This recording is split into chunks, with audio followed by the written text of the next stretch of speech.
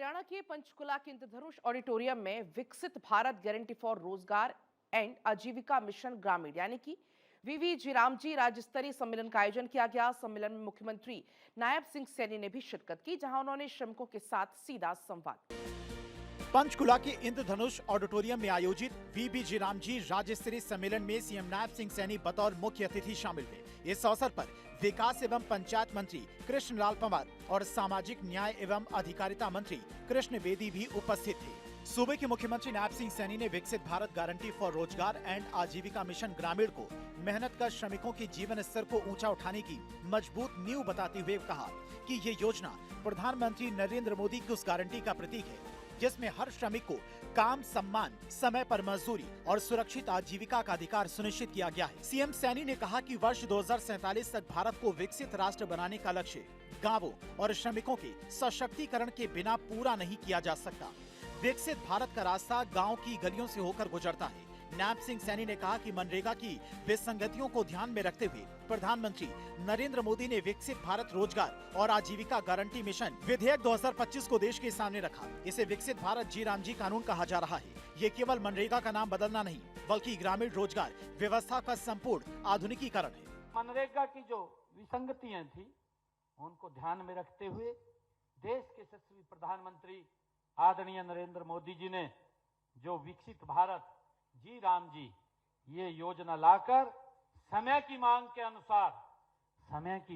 अनुसार इसमें ऐसे महत्वपूर्ण सुधार किए हैं कि उन्होंने विकसित भारत रोजगार और आजीविका गारंटी मिशन ग्रामीण विधेयक 2025 ये देश के सामने रखा है। नायब सिंह सैनी ने बताया, नए कानून के तहत रोजगार की वैधानिक गारंटी को 100 दिनों से बढ़ाकर 125 दिन कर दिया गया है।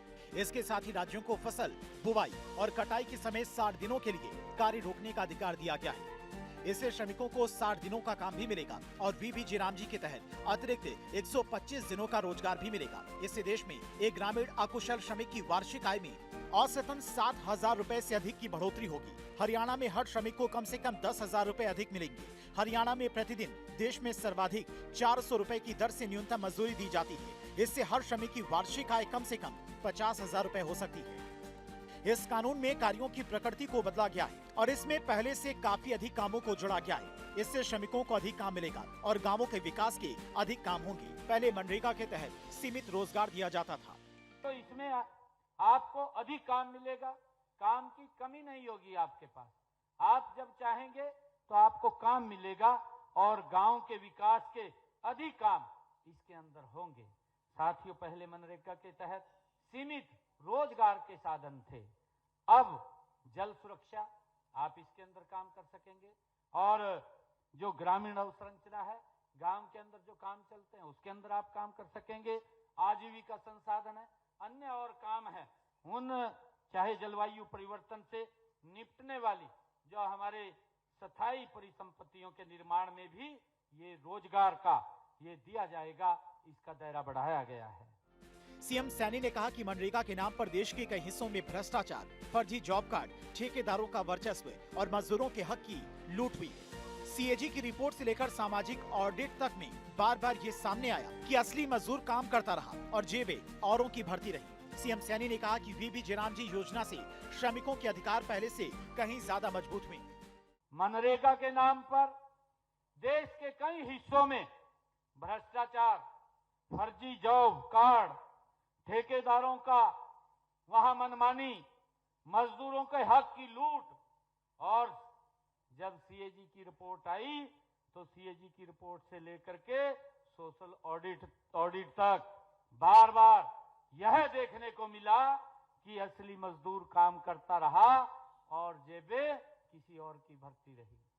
असली मजदूर तो काम करता रहा परंतु जेबें किसी और की भरती रही। उस ढांचे में सुधार लाए बिना आपके कल्याण का उपाय ये नहीं था। सीएम सैनी ने विपक्षी कांग्रेस पार्टी और उसके सहयोगी दलों पर तीखा प्रहार करते हुए कहा, कांग्रेस पार्टी मुद्दा विहीन हो चुकी है और जी रामजी योजना पर लोगों को भ्रमित करने के लिए अलग अलग हथकंडे अपना रही है। मुख्यमंत्री ने पंजाब की आम आदमी पार्टी सरकार को भी घेरा और कहा कि पंजाब में मनरेगा के तहत श्रमिकों के भुगतान में भ्रष्टाचार साबित होने के बावजूद भी पंजाब सरकार दोषियों पर कोई कार्रवाई नहीं कर रही है।